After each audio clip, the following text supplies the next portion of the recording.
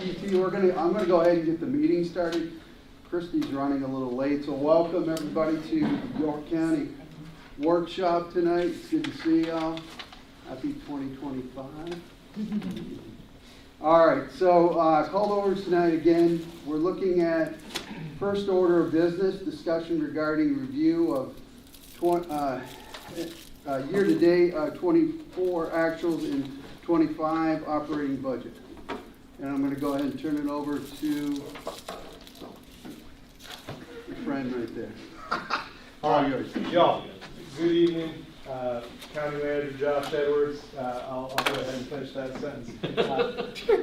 I'm excited to be here tonight. I'm excited to be here with staff. Tonight really is an opportunity for y'all to begin thinking about one of the most important votes y'all have every year, which is the budget. So we're trying to set the table with y'all a little bit tonight because we just had the auditor come and present the FY24 actuals to y'all. So tonight we're going to look a little bit at FY24, which is the rear view mirror. We're going to talk a little bit about what was in the FY25 budget, and we're going to begin talking about FY26. So what we're trying to line out are opportunities for y'all to speak into the budget earlier than you have in the past. One of my jobs is to bring you a recommended budget that's balanced, and I tend to do that. But I want to make sure that y'all are involved from the beginning on the big idea thing. So we've got some things we need to tackle in the next few months before I bring a recommended budget to you. So tonight really is an opportunity for Kevin to talk about FY24, which is done, and for Trish to talk about FY25, and for myself to talk a little bit about how I'm thinking about FY26. So we're going to do that tonight. So with that, I'm going to hand it off to Kevin to begin with FY24. Okay. Good evening, everybody. Sorry I missed you off the last meeting. I want to start off, and everybody should have a handout of this information over here. We've got the governmental funds balance sheets and P&L. I noticed y'all were not too inquisitive at the last council meeting. I want to take this opportunity. If y'all got any questions about the financials of the audit in general, anything that y'all thought about since it was presented to y'all, if y'all have any questions regarding it, I'd be happy to answer that right now. All right, well, we'll move along, but you've got the balance sheet there, and then behind the balance sheet's the P&L. We can always circle back to that later time if you'd like. So, I'll touch on the general fund balance. County has had for a long time an ordinance in place, and I think Tom Fort Mill's got a similar ordinance regarding their fund balance. Mm-hmm. Most good governments have an ordinance and a policy regarding fund balance. And York County's keeping 25%, which is recommended. Any excess surplus flows in the capital projects fund. That's the way we've been operating since before I got here. And we're going to touch a little about that capital projects fund here a little bit. I want to remind everybody about the ordinance and how that money flows from the general fund to the capital projects fund. Okay. Now, we had a surplus last year that flowed over in the capital projects fund, like we typically do. I want to touch on some of the main drivers behind that surplus in last year's audit. The biggest one is interest income, and this is really where York County, y'all have benefited tremendously from the cash management practices of the past. You know, you're not struggling with higher interest rates. We're benefiting from higher interest rates right now. We're doing very, very well with that. We have not, in previous budgets, treated that as recurring revenue. We tried to keep that budgeted number very low with the expectation that those rates would come down. We're monitoring that right now. You know, rates have been high for a bit. That is a factor that, you know, I've talked to people about. Josh is doing research on that. We want to try to make sure we do a good job of budgeting that. We don't want to do anything foolish and put ourselves out and get burned. But that's an opportunity we have right now because of our financial position, and it has been the key driver to our positive variances we've had and the ability we've had in the last few years to put some money aside. That's been a big driver. Now, talk about the Valhaven Mill, okay? When you go back historically and sort of what I'm looking at the rearview mirror at where we're at right now. Trish will be in the driver's seat looking forward here in a second. Before COVID, we averaged 3.25 in actual increases of Valhaven Mill. That is really good. That's a strong increase in the Valhaven Mill year over year that most governments throughout the state would kill to have, okay? We did very well then. Since COVID, okay, look where it's been, almost 5%. Last year we took the the projected value of the mill up over 7%, trying to catch up. All right, we don't want to ever be aggressive with that, where you get ahead of it. But we've had extraordinary growth in the value of the mill since COVID. I think inflation's played a lot into that. What people are paying for cars, for homes, for everything else, all those transactions have really driven our value of the mill. And our assessor's office does a great job picking all that stuff up as well when that happens. That's not going to be sustainable, okay? We are going to work our way back to what still is a great number, around 3%. But, you know, we've been very, very fortunate since COVID with a strong tax base and continued increase in the value of the mill. And we've benefited from that greatly, okay? Now, another thing that's contributed, we've talked about this all the time in the F&O meetings, and council's heard about this, you know, we have significant vacancies right now in the county. HR has been working on driving those down. I think there's a number of initiatives in place, and we, you know, I'll report success right now. We actually have 2 candidates for the veterinary position. Okay, knock on wood, somebody, you know, we end up getting one of those. But we've struggled in that area, but that has benefited our bottom line, okay? And vacancies is something we're gonna talk about at next month's workshop, because that is a driver of the budget. So the biggest driver, though, is it driven from what's still open for the sheriff's office, or is it? No, sheriff's vacancies are, the sheriffs, when you look at the sheriff vacancies, they're around detention more so than anything else. Okay. In a whole, the sheriff's vacancies are really in line with ours right now. Perfect, thank you. All right, capital projects fund. Again, this is where the surplus from the general fund has moved over into that, okay? Now, this fund had money in it when we did the bond projects, the 2016 bond projects. This is where the debt proceeds had gone. We spent that money, and y'all had, at that point in time, the council back then moved the money from the general fund into that fund as well for those bond projects. We finished the 2016 bond projects in the black, okay, so all that money stayed there, and we've continued to add to that every year. 72 million is where the balance stood at the end of 2024. Now, keep in mind, we've got around $100 or so million of projects. Now, I'm going to put an asterisk next to that and make sure you understand. When we look at the last year, the 10-year capital plan was somewhere a little north of $100 million. But as y'all are aware, those numbers, when you get out there, particularly years 4, 5, 6, 7, and beyond, those are estimates. Okay, so please don't hold us to any of those numbers. Those are estimates, think of them more as placeholders. We've been burned on that before. Yes, ma'am. But we have a lot of needs in this county. Now, we've been able to get a lot of work done with the ARPA funding. We've managed to commit $54 million in several years over here. We've got a lot of projects done, and that's honestly led to some of those surpluses, because early on when that came along, we tried to take care of projects that were eligible that we were going to be spending our capital projects fund on. So that's helped us keep a balance in that fund. We project to have a $17 million transfer going to 2025. The sheriff's budget also has $2 million going in that fund every year for some of his future needs. As y'all know, there's the booking center expansion right now, about a $30 million project is getting kicked off. So there's going to be a lot of capital projects hitting this fund.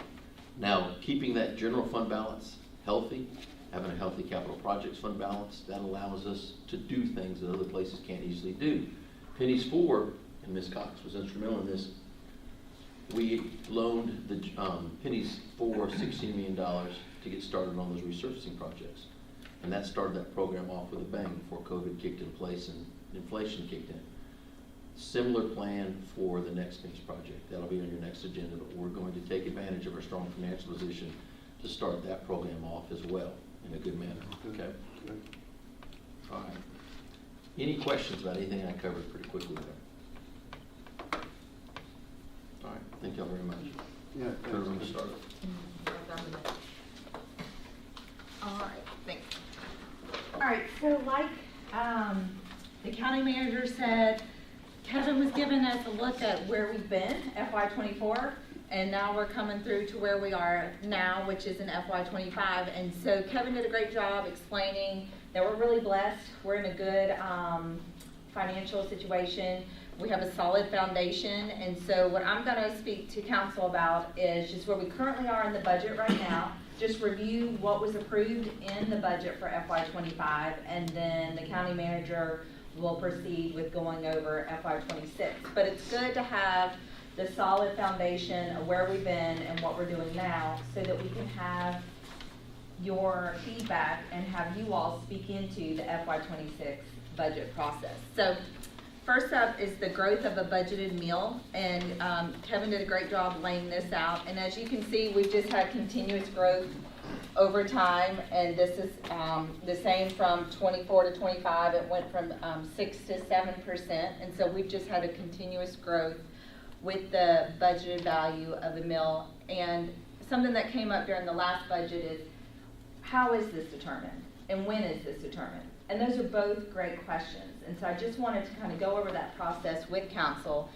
and that what happens is the internal auditor and the finance department, they look at trends, they analyze to come up with the value, the growth of the value of the meal. So they look at historical data, they look at the current collections, they look at past analysis, and then they conservatively give an estimate. The preliminary value is given during February. And then the reason we do that is to get the collection in January, which is the largest collection because that's from the real estate taxes, if you will. And so then we get that in February, we give out the preliminary value. And then we get one more collection in February, and then in March is when the value of the mill comes out. And that's a forecasted. It's, I would say conservatively, Kevin could probably speak more to this in the finance department, but in past it's been a conservative, and they work to forecast the value of the mill. Is there any questions about that, of when it's done and how it's done? But it's basically a forecast from historical data, analysis, and trends. So I hear what you're saying, but normally is that forecast done in April? Is it done in May? Is it? Like she alluded to, when we get the January tax collections in. Yeah. Okay, so we have a good idea what we just did in fiscal year 25 you're in right now. Right. And we're looking at that, and we are projecting on how we think that'll income for next year. Mm-hmm. We don't have all those answers, so it is an educated guess. Mm-hmm. And we do try to be conservative with that, but after the January collections come in, we'll give that preliminary number, and then we fine tune it basically for budgeting purposes in March. We sort of peg what our projected value of the mill is going to be, and that's what will go in your budget ordinance to calculate your tax revenue.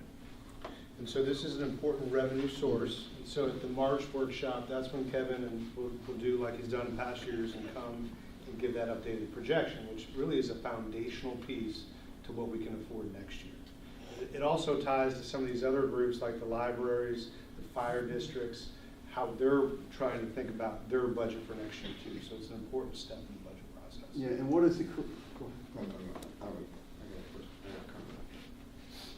what is the correction period though? So when you project, where do we come back to correct any projections? Just like school district would do. And the school district is getting the information, much like most governments, from the county auditor, what he thinks it's going to be, just like ours. And that's it. That's what goes in the budget. And you have a variance to actual, because I can promise you it will never be exactly 1,875,000. Right. So that's, let's say you're in sales and you've averaged 10,000 sales a month, and that's how you get your household income. That's what you're budgeting. You have a great month, you get 11,000. You have not so great with 9,000. That's the variance. So we typically want that number to come in. Always make sure we stay ahead of that.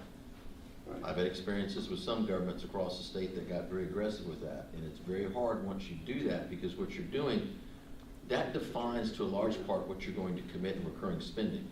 This is recurring revenue, and you have recurring expenses that go with that. And if you ever get behind that curve and trying to play catch up, that's what will lead to a tax increase, and we're trying to avoid that. So, councils have always done a very good job in the past of staying within, what they think the growth is going to bring in. But it's only, again, it's a forecast on what we expect to bring in tax revenue for the next year. I'm gonna make a quick comment. I know last year we got ourselves in the thing when we sent out what the projected was gonna be.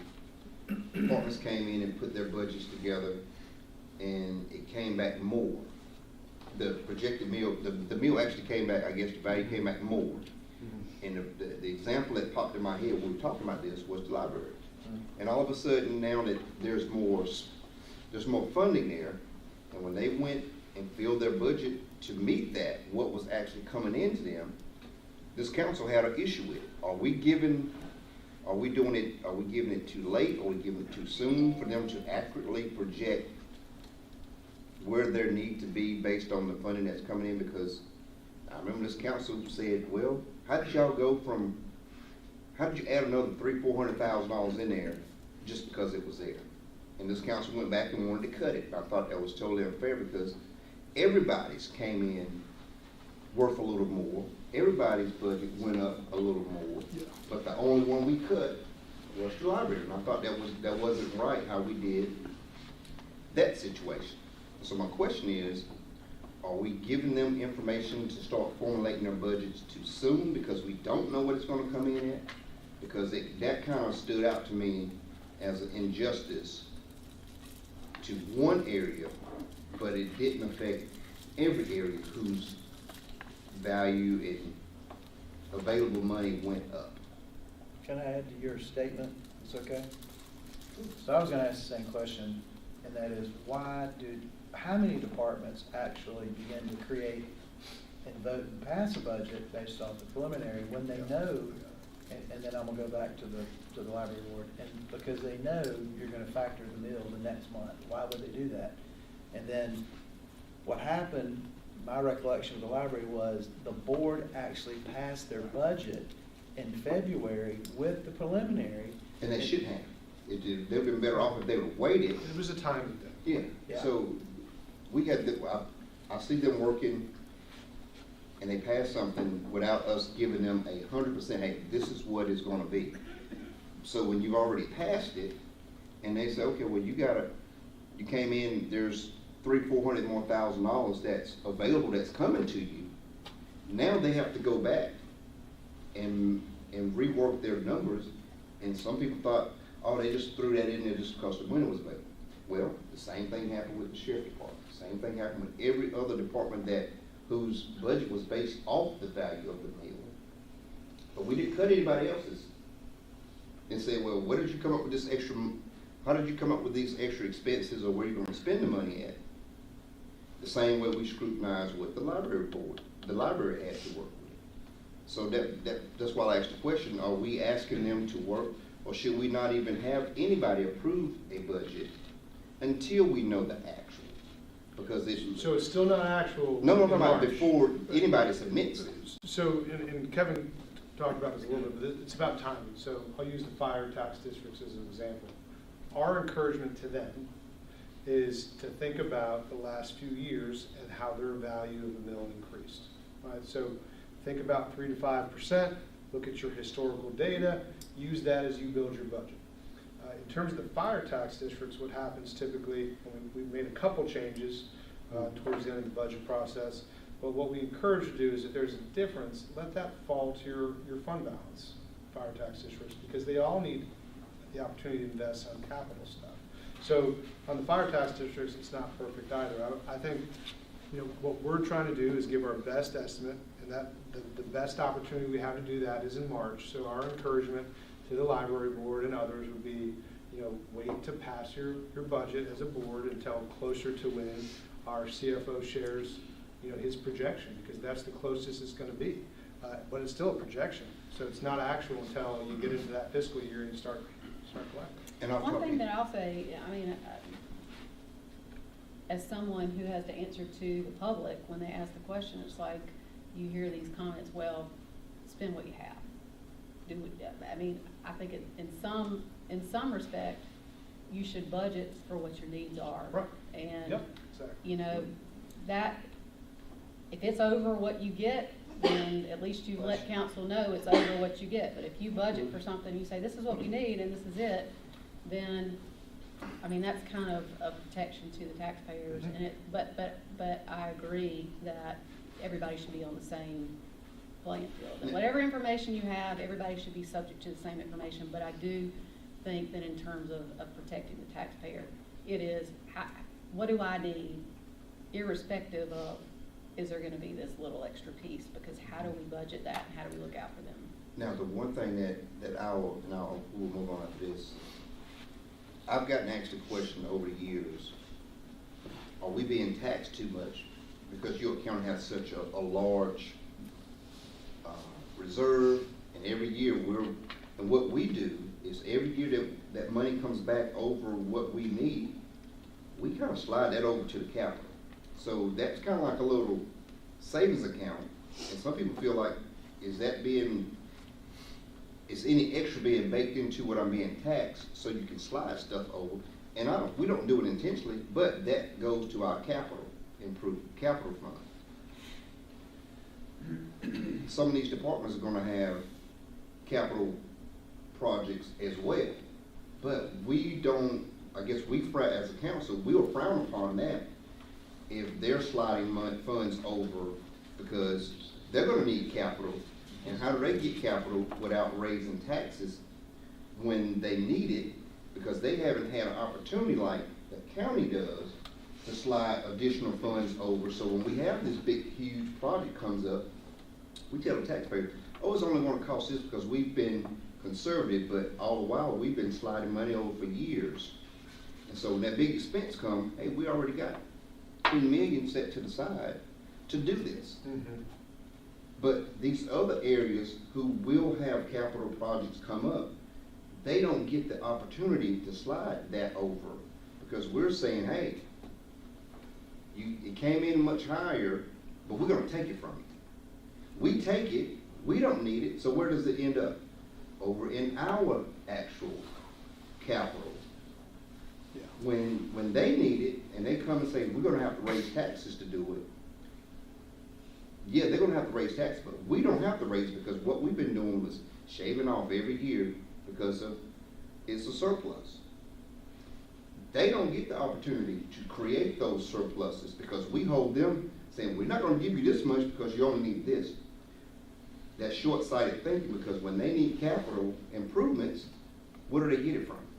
Now they have to come say they have to raise taxes to do it, when we always get the luxury of saying, we don't have to raise taxes. Look how conservative we've been, but it's not because we've been as conservative. We've been putting money over to the side, just like the sheriff's projects. Now, we see that coming, we're putting money over to the side, putting money over to the side. We have projects that we're putting money over to the side. So let's keep that same mentality when some of our other entities are gonna have these capital projects. Make sure and allow them to do the same thing, because the value of the mill has increased. We know they're gonna need improvements, whether it's heat and air, whether it's maintenance on buildings. They need to have those opportunities to put that money over to the side as well. So just want to make that comment. Anyone else before I move on? Can I ask just for clarification? Sure. Excuse me. So when he says, are you talking about like the library or the fire districts or any of the special tax districts? Their overages don't go into their restricted fund for They do. their capital needs? That's what Okay. Administrator was alluded to that. Yeah. That variance comes in when they kick over the capital, and I think, But do they have to have a capital plan for it to spill over into that? I mean, like, if you don't have a capital plan, Yeah. but I guess individually, so like, if to Bump's point, there's a question of, you know, there needs to be a capital plan for that. They need to come up with that. There's 2 boards in our county that are operated solely outside of us. We don't control them. It's the museum, and they hire their own directors, they come up with their own budgets, they're supposed to project their own capital needs. That's the museum and the library. They're just 2 distinct little committees. But I hear your point. I mean, I do think some education on how you prepare for that, and plan for those capital needs to be shared. And we do, Mr. Wright, I don't know if you're aware of this, but we own the libraries, we maintain the libraries. That does come out of our 1422 fund, which is our capital reserve fund for ongoing maintenance. You know, but I think both of y'all make very good points, but Ms. Cox is, you know, if the library was to come up with let's say a new library they need to build or something like that, we'd want to work with them on that, just like we would any other entity, to making sure they can pay for that in the best possible manner. So next, Kevin had talked previously about the general fund. This is just an analysis of the general fund and where we currently are with FY25. Right now, we are, let's see, get my notes. We are through a third of the year and we have expended 28%. And you'll see that in this column right here. So we just wanted to show you where we are and what we've expended. And it's typical that the first quarter is typically, takes a while to get going. Projects just don't happen July 1st when the budget hits. There's a process, there's prioritization, it has to go through procurement. So we have been working through that process, and now initiatives and projects, you'll start seeing them come through the budget. So this is just to give you an overview of where we are right now and where we've been, which Kevin talked about earlier. Any questions about the general fund analysis? Okay.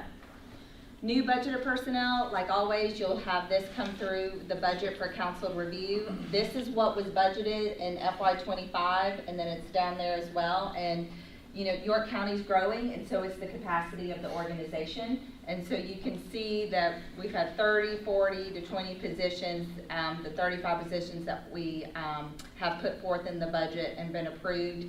FY21 is an anomaly because that was COVID, and at that point in time, we weren't sure what was going to happen with COVID and what the economic outlook would look for COVID. So just wanted to give you a portrait of what was approved in the FY25 budget for new personnel and where those positions were located in the budget. Were those hired? Some of them I'm sure have, and some of them haven't. I know I'm reposting one of the positions y'all approved, the communications director, but I know a lot of these positions have been filled, and we're happy to talk about that next month when we talk about the vacancy report and where we're at filling positions. But we've tried to fill these positions, no doubt. Last, capital projects, we talked about this a lot, and we're hoping to talk about this in March with council as well, but this is what was budgeted in the FY25, and these were the projects. It is approximately $17 million that was budgeted in the FY25 budget, and over here you can see the funds. So the 1420 fund, that is the capital projects fund that we've been discussing. The 1245, that is the Catawba Bend Preserve Fund, and then Ebenezer Park is funded from the 1422, and that's our capital maintenance. You've heard us talk about that fund before. And then the McKelvey Ruth was from a state grant. So some of these are funded via grants, H-Tax, and then the different funds. So this just gives you an outlook of the funds and where they're coming, where the capital projects are being pulled from, and then as well as what was budgeted for FY25 for the capital project. So it's approximately around $17 million that was approved. And then we will get in more detail with council. We're hoping in, I think, the beginning of March to have a council budget retreat, which will be focused on capital projects. Any questions about the capital projects and what was budgeted in FY25? I guess the question I have is, I mean, the pie chart is showing a real slim thing for the Animal Services Center, but is that in addition to the 16 million that was set aside, or is that? Part of the $16 million, that really represented planning and design, getting started on that. 350,000. So the other part would have been reflected in a pie chart previous to this? This is the projected expense for this current fiscal year. Yeah, this is just the current FY25 budget and what was budgeted for that. Okay. And so that was the design for the Animal Services Center. And then you have the, is there something that you? No, Oh, no, okay. I didn't Just wanna see it. double check. I couldn't see it on the. Oh, yeah, no problem. Yeah. All right, in third reading, council voted to use the one value of the mill. I'm gonna let Mr. Edwards come up and discuss that with council and the park initiatives that are coming your way. Yeah, so one of the things that y'all did during the budget process was you wanted us to think about parks. You wanted us to think about operating, capital, and land purchase in relation to parks. You knew that a parks master plan was coming. It wasn't done. Y'all heard Bob come from Clemson. And he shared the parks master plan at this point, but you wanted to make sure there was funding to address some of the needs that parks master plan identified. So of that $1 million, what y'all told us was 1.2 million of that, 2/3 of it, you wanted designated to parks operating, land, and capital. And so one of the things that Catherine's been working hard with her team to do after we receive Parks Master Plan is to prioritize the immediate needs from that plan.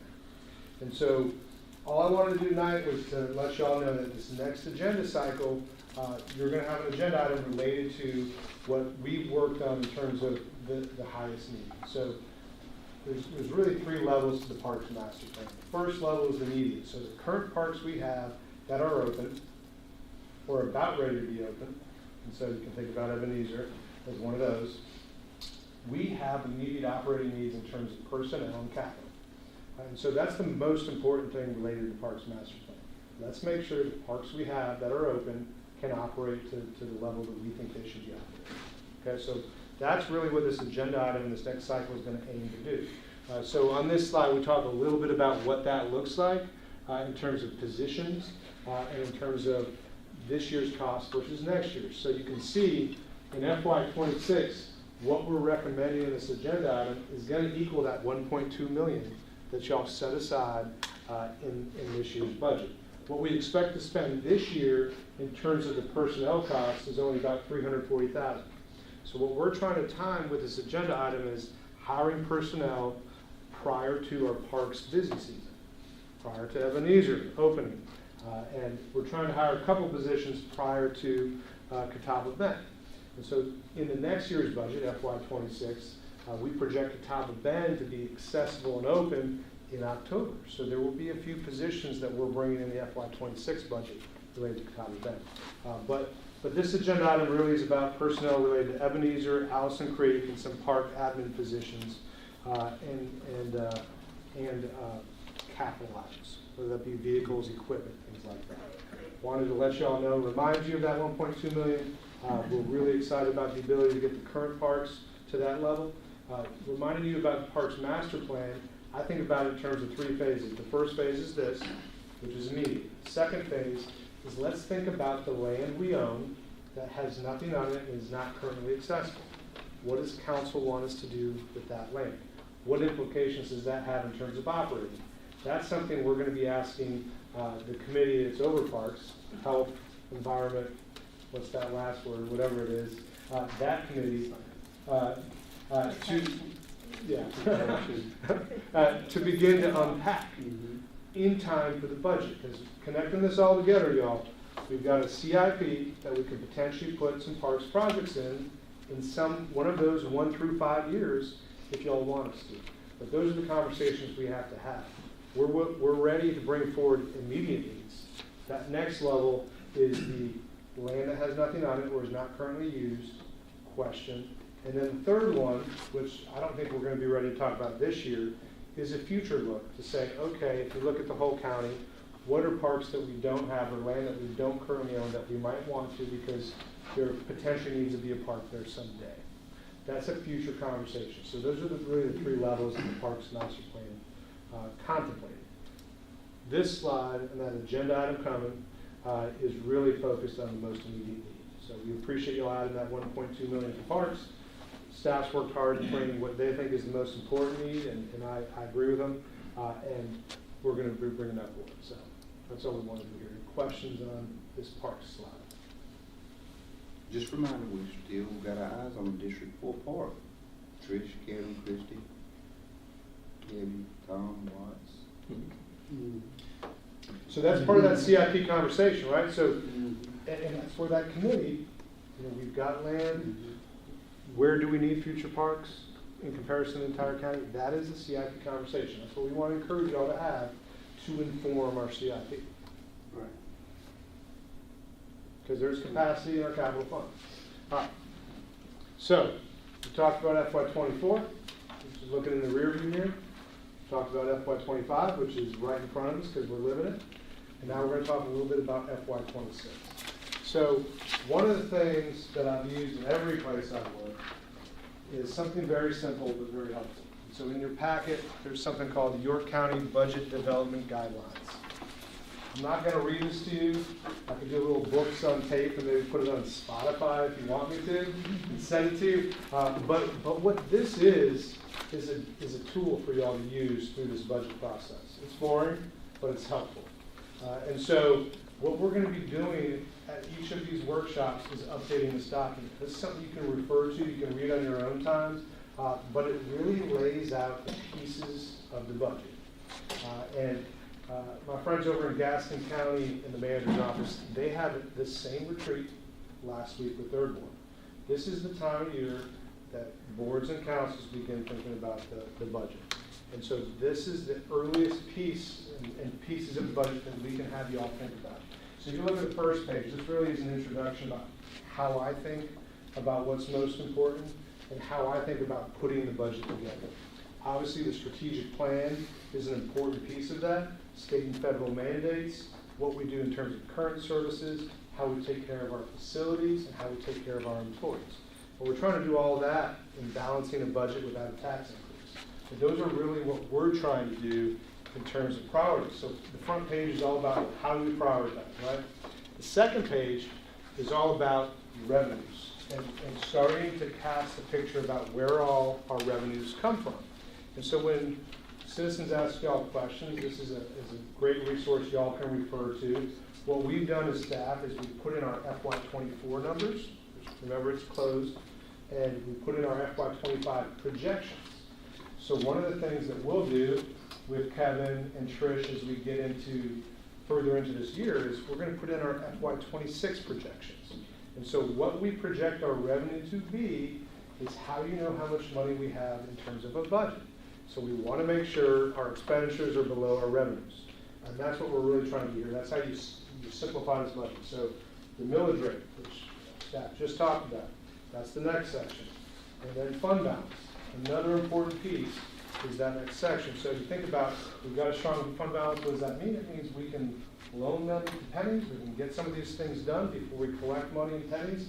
And then we can pay ourselves back to the general fund. And there's no debt issuance. There's no cost. And that's a big savings to taxpayers. So having a strong financial position pays off and is a savings at the end of the day. You'll see here we have the tax rates related to countywide versus unincorporated in terms of the value. We have the percentage increases that you can refer to as we move through this. We have other revenues. So in terms of fees, one of the things we're going to update this year, if you remember last year, there were some last second fee changes as part of the budget process, kind of onesies and twosies. What we're going to do is we're going to list all the fees and attach it to the budget ordinance this year as part of the budget. And so we're very transparent about our fees and what's changing, and you can see every fee we charge as a county. This is pretty standard practice, and I think it's a good thing for our residents to have. We talked a little bit about ARPA and how that's benefited us and the fact that that's going away. That, as Kevin mentioned, is a great resource. And then this is an area where citizens start to become a little confused about how we operate. Because we've got enterprise funds, we've got special revenue funds. So what we're trying to do in this section is really spell out simply what these things are, how much money they have, how we project them. We've got different revenue sources like the hospitality tax, the rural fire program. All these pieces come together. And then you can see on page 4, we got the fire tax districts and their different villages. And that's an important driver on the services that they offer. They've got the opportunity to do referendums and increase their villages if they think they should. We are also pulling in money in the rural fire tax. So those pieces move together. We've got convenience centers, we've got the rec tax, we've got different tax districts instead of for our parks. So going to page 5, that's where we start talking about capital project funds. So those are the different pieces, the early pieces of a budget. Next month, in this document, we're going to start putting in the major expenditure pieces. So we're going to talk about personnel, we're going to talk about benefits, we're going to talk about vacancies. Those are really what we would consider some of the big rocks of the budget. So things that we're going to have.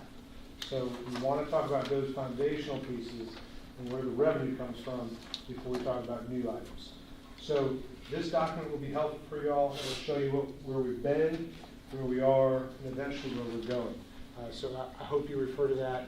And this is an opportunity for you to speak into specific areas. Hey, maybe we need to do this in relation to the Economic Development Fund. Maybe we need to do this in relation to one of the tax districts.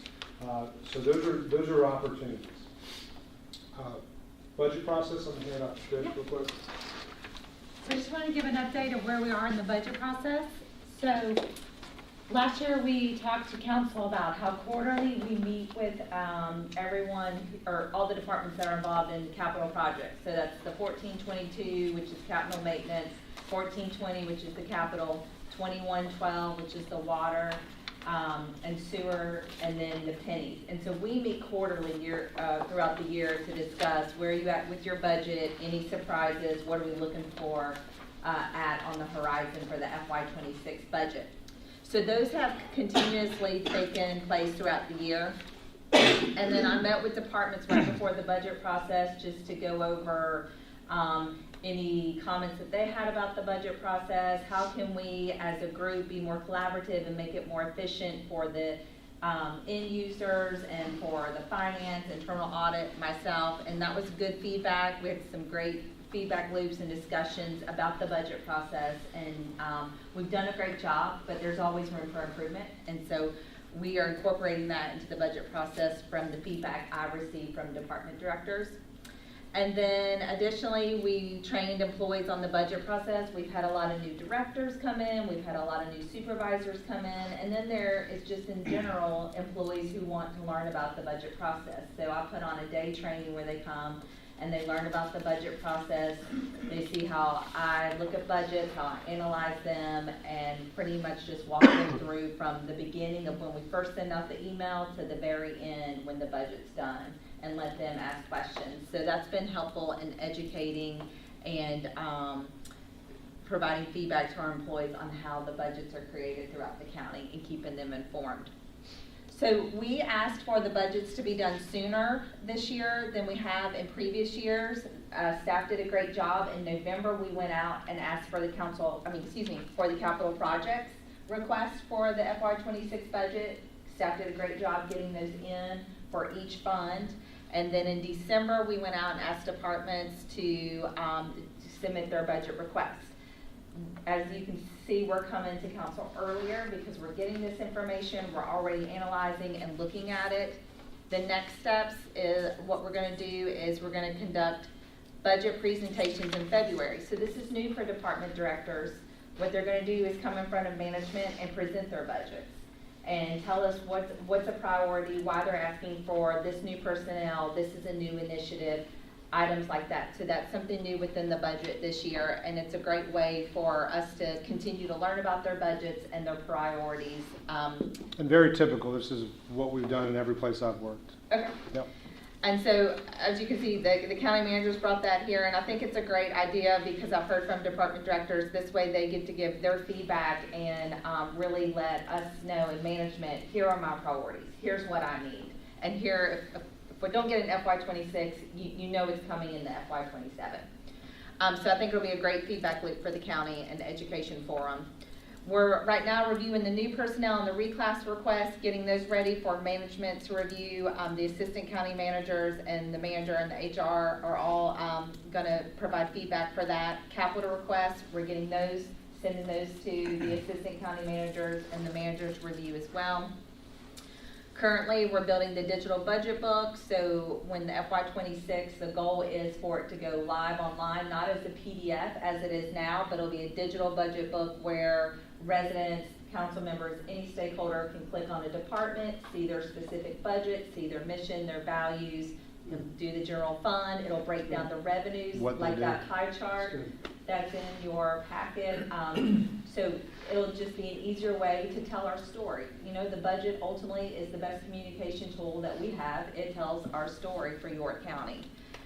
So we're looking forward to that, and you'll see some glimpses of that throughout the budget process as we come to you all. Budget workshops, as you can tell, we're starting early in January. Next up, the county manager mentioned we're going to talk about vacancies, personnel, and benefits. I mentioned earlier that we're hoping to have a capital projects retreat sometime in March where we just come and focus on the capital projects. And other topics in terms of council, but that would be the budget focus. So y'all have had retreats in the past. Maybe early March we can get one day and y'all can have a retreat. We can touch on a variety of things, but in terms of the budget, really talk about capital projects. And just before I go into March, we mentioned this earlier, so in February we will, we're going to request the budgets from the tax districts. We've talked about this already. But, and then the agencies such as York Tech and the library, so they are still on the regular schedule that we had previously had in the past, so they'll submit their budgets in February, and any outside agencies such as Keystone, for example. All right, and then moving on to March, then the workshop in March will be revenues and reassessment. I don't know if there's anything you want to add to the March workshop. Yeah, so March is when Kevin will share his most up-to-date projections for FY '26 in terms of revenues. And then we're going to have an introduction in terms of the reassessment, as that's happening too this year.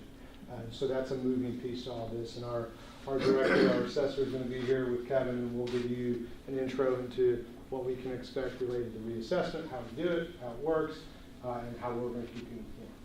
One important thing to remember, I heard very clearly that y'all wanted the budget earlier last year. So that's why I've asked my department directors to do their work earlier. So that's how things kind of flow downhill, right?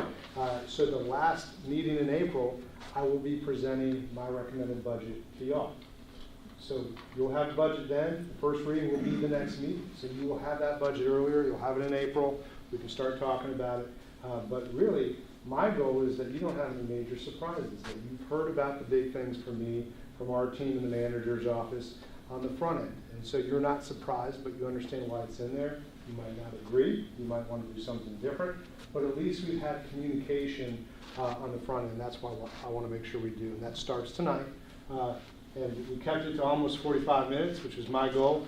The big things, and this is the last piece of my budget guidelines. Let's think about this in terms of a bulletin board. We're going to put other things on this bulletin board that we know we need to work on as part of this budget. But some of those big things that have come up in previous budgets at the end and weren't resolved, and so they came out, are things that we continue to need to work on. The rec tax, let's talk about that in committee prior to getting to finalizing the budget this year. That's what we need to do. We need to resolve that. Our Parks Master Plan consultant gave us some recommendations. We need to further discuss that at the committee level. The Economic Development Fund. We hired a consultant to help us think about how to utilize that fund. We have a fund with money in it. How do you all want us to use that? Let's make sure we're utilizing that funding. Let's come up with that plan before we get to the budget, so we're not disagreeing at the end. Yeah. So that touches upon when it comes from a capital expenditure perspective, and when we have initiatives that are time sensitive, I guess we're going to have to just take those as one-offs, so we don't. Sure. Yeah. You can bring stuff up in the budget process too. Yeah. That's your opportunity to add things on. Yeah, we've Definitely. got. So, Yeah. but the more we talk on the front end, the better the recommended budget will represent what y'all think it should be, and the less changes you hopefully have to. You still have changes in the 3 readings. That's Yeah. understood. That I won't be surprised. Nobody comes up with a perfect budget. So the goal is that when I deliver it to y'all, you at least aren't surprised by it, and you can add to it as you wish or subtract. And then capital projects. That's a major piece of all this. We want to develop a more fine-tuned 5-year CIP. And typically places do 5 years, not 10 years, and because the thing is you want to make sure you can build the stuff and it's new and it's within enough time that you know how you're going to pay for it. When you get out to years 6 through 10, it becomes a little bit murky. So I want us to really focus in on a 5-year CIP that we're committed to building and doing. And then there's going to be other additional items we added to this list, but these are just some examples. Any questions related to our budget talk tonight? Anything else? Yes. Appreciate the thoroughness of putting everything together that you did, especially the recap going back to 2024, 5, and looking forward to 6. How many departments, I don't have my budget book, but how many departments do you actually meet with? So we reference it in my budget guidelines. There's 29 unique departments that touch the general fund. Okay. We're going to offer it up to a meeting to elected officials if they want. Obviously, that's up to them. But because it's my first year, I'm inviting every department to meet. Okay. So I think that's 29. important. I think it's important to hear people out. We're not going to say yes to everything, but I want to be able to tell them why I'm saying no to it. All right. And then how long are the meetings typically? Depends on the size of the department. Roughly? So a medium-sized department, maybe an hour to 90 minutes. Okay. But here's the thing, so much of our review happens before that meeting. Yeah. What we're working with the departments, and we got a directors meeting on Friday, is helping them think about their department strategic plan, because they're all developing department strategic plans right now. And thinking about how that should be the essence of what their budget requests are tied to. Right. And so we're really trying to create a future-focused organization and making sure we're funding the most important priorities. All right, so last question is, have you considered recording the meetings? And have you considered recording the meetings and using AI notebook so it takes notes? So we actually, if we chose to go back to a particular department to really get educated on what they shared, what they asked for, what your responses were, that we could actually listen or we could read the notes. Yeah, I think those meetings are, for me as the manager, you know, you've tasked me to develop a recommended budget. Mhm. So my team and I, those meetings are important for us to have those honest conversations with departments. And though a department director might not agree with my decision, I'm the one that's accountable for the decision. And so I don't think, I think the better conversation to have is y'all talking with me about why I made the decision versus what a department might have asked for. I think going to what a director says, of course they're going to champion all sorts of things about their department, but we can't do everything. And somebody's got to prioritize across 30 departments. And that's what the manager's office is here to do. We're happy to speak to how we came up with our priorities to get a balanced budget. But I think every department is going to ask for things that we can't afford. Sure. So our job is to figure out what we can afford and what's going to move us farthest down that road that y'all want us to the quickest. So not to get too deep on this, but I took the time and read through the budget book, 450 some odd pages, took notes. And that's part of the reason why Parks got the money they got, because it wasn't in the budget, but they asked for it. And they asked for more than what they got, just using it as an example.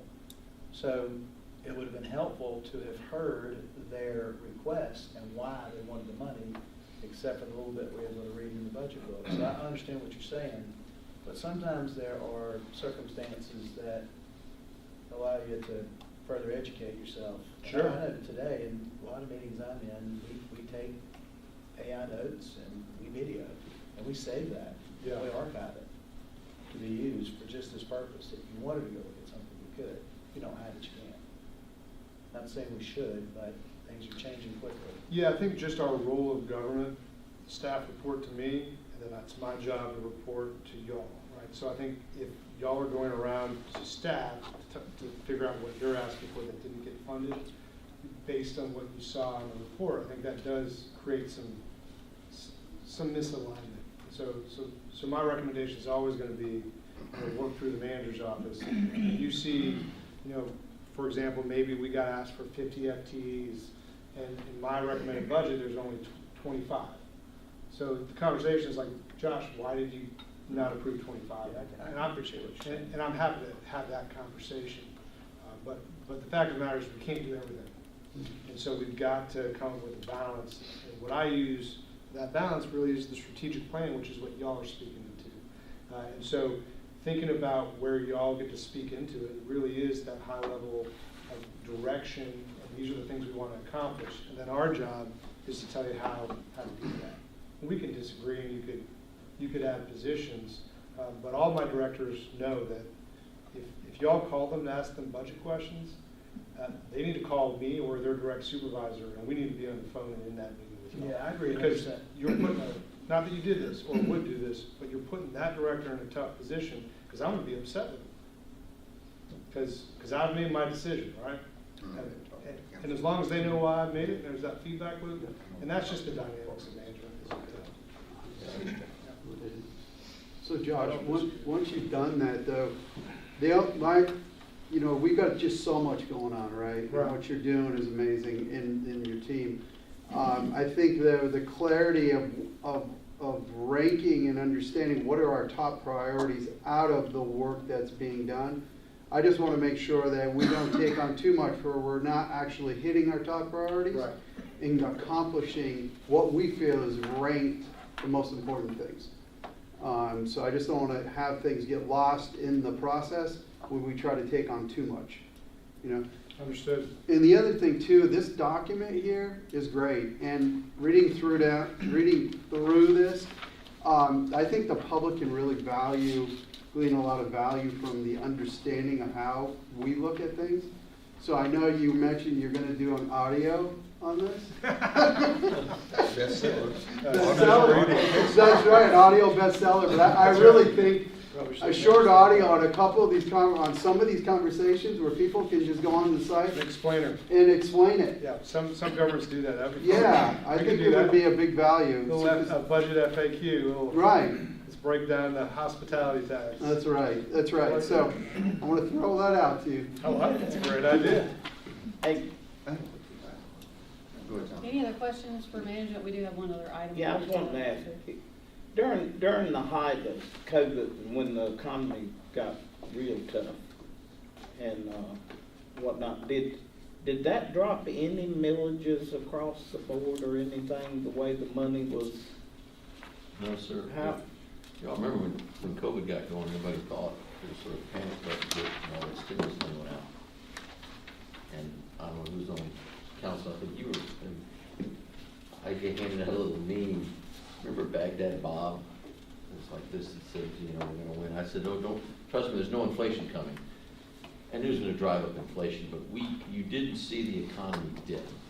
You saw everything almost going overdrive with that stimulus money. They faked it. Well, yeah, it was a difficult time, but all the money that came out of DC and flowed down, that includes the ARPA funds, it kick-started the economy into overdrive, and the economy was never not going along well. But we all paused during that process, and that's when you saw the FTEs added, you know, that year were so light, because we weren't sure, and so we waited. But, you know, you go back and you can, the state, Frank Wernwater does a great job of showing, you know, all kinds of economic data about the state, but that's those stimulus checks. You can see when they went out, boom, sales go up, boom. In the state, they get that money from that sales tax. So the economy didn't dip like people were worried about. And, you know, hindsight's 20/20, and I'm sure if they could go back in time, I would like to think our Washington politicians would have dialed that back a little bit.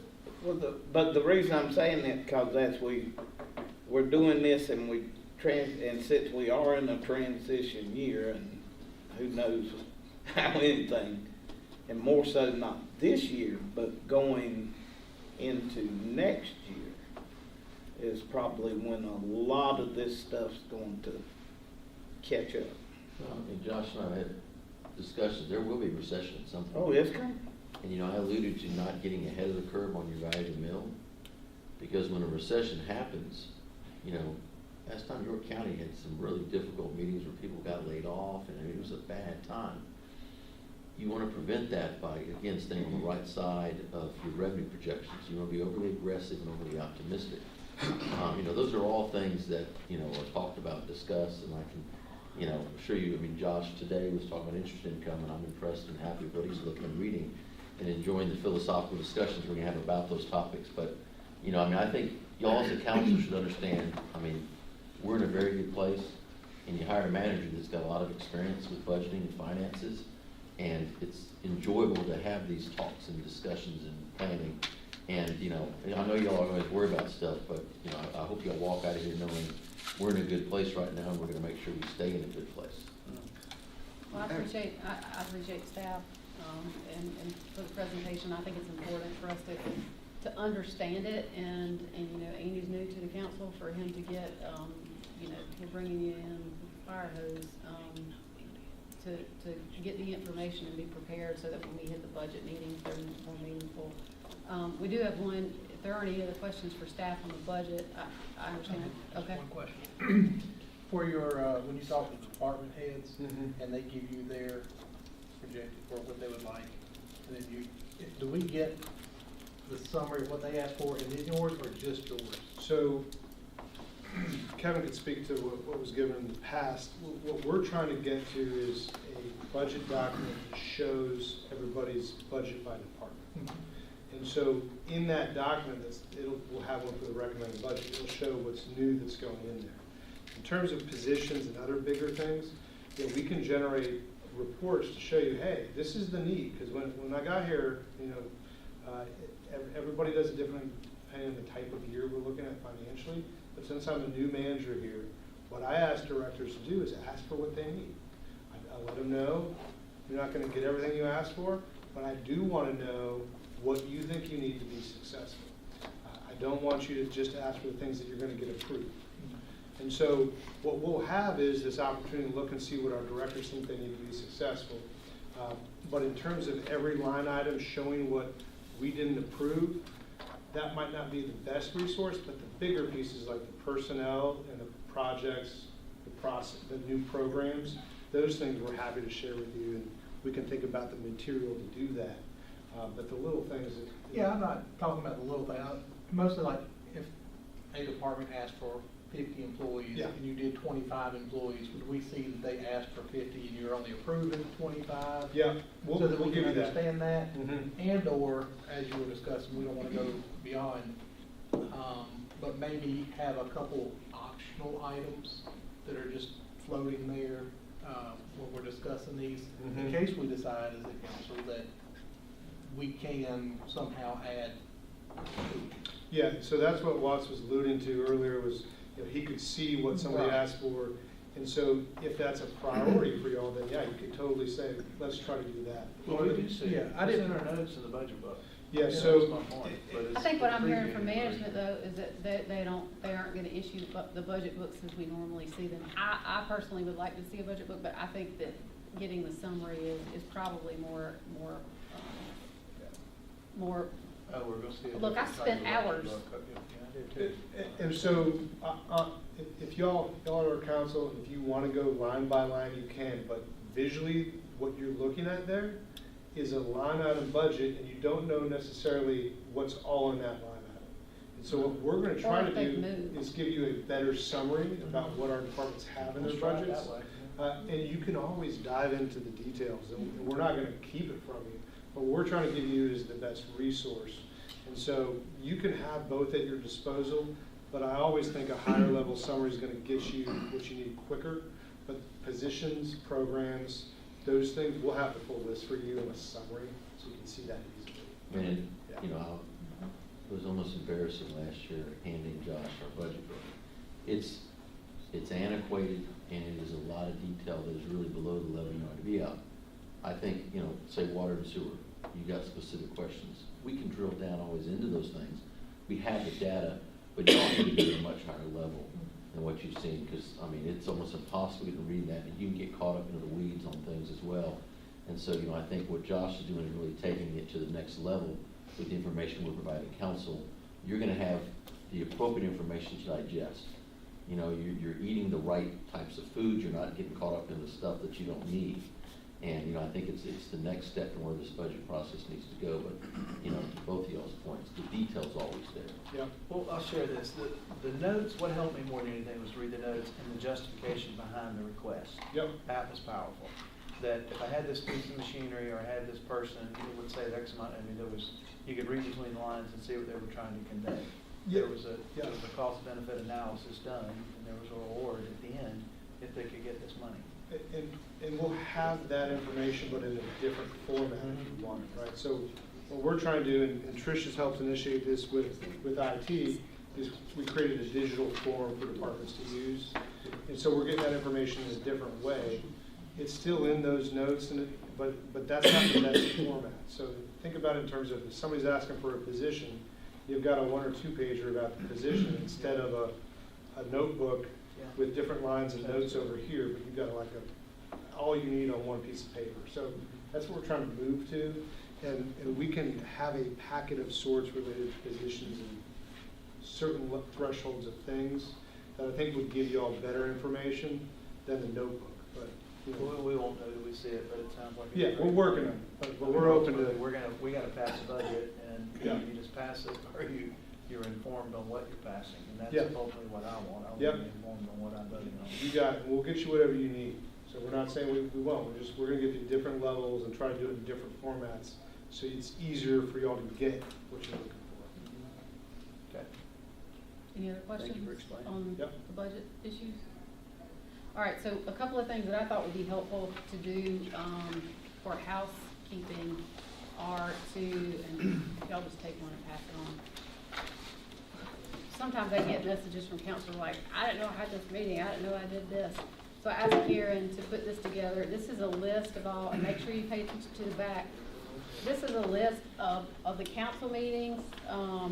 It's a list of any of the current items that are on the budget in chronological order. It also has the SCAC conference on there. It has the Chiefs banquet and the workshops, so that folks know when the committee meetings are. I will say, I did get reached out from York Tech today. They typically like to do on a 2-year schedule to have the council over to share what's going on with what they're doing. February 18th is what they threw out, and they typically do it around 6 o'clock. So is there any, if y'all want to add that one to it, or if they always really do a good job of sharing with us what's going on at York Tech, and so I'd like to have a good showing if folks are available. If that's not a good date, if y'all can let me know. What date are you asking for? February 18th. It's usually at 6 o'clock. And I can follow up with Stacy and let her know if that's a good date or not, if y'all can let me know that. Finally, talking about committees. And one thing just to throw out there, Madam Chair, we all have historically done retreats too, so that's something that might, staff, we see the value in that. Typically, y'all have done a day or a day and a half on a Friday, Saturday. Potentially with the way we're doing workshops, you don't need that full amount of time, but potentially one day in early March or something like that could be of value, just to make sure y'all have opportunities to talk about different things. I look good for the evening of February 18th, I think. I can't. Can't do that one. That's Is it open? What about the rest of y'all? I mean, we're never gonna, do we wanna try to nail that down so I can get back to her today, or do folks need to check their calendars? I'm not checking on this. Well, there's a lot going on that week already. Can Karen survey us? February What's the 18th, dates? and if you'll check with Stacy and just ask her for any other alternative dates, and maybe send it out to council. I might be there, might not. All right.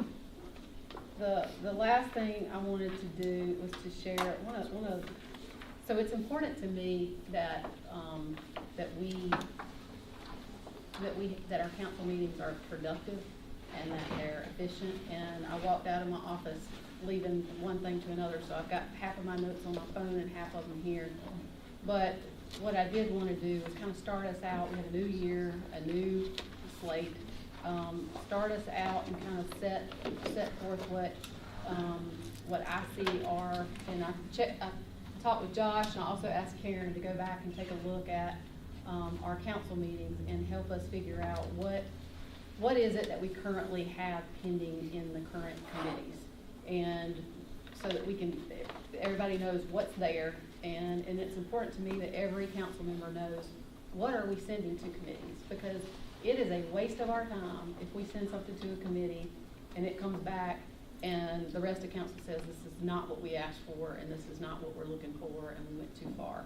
So to me, one of the ways that the way I look at our council meetings is our regular council meeting, it's a little bit more professional. It's up, if you have questions that you want to ask staff, to the extent that you can, it's better to ask them before you have the meeting, because typically you have 3 readings before a public hearing, and you can ask those questions ahead of time.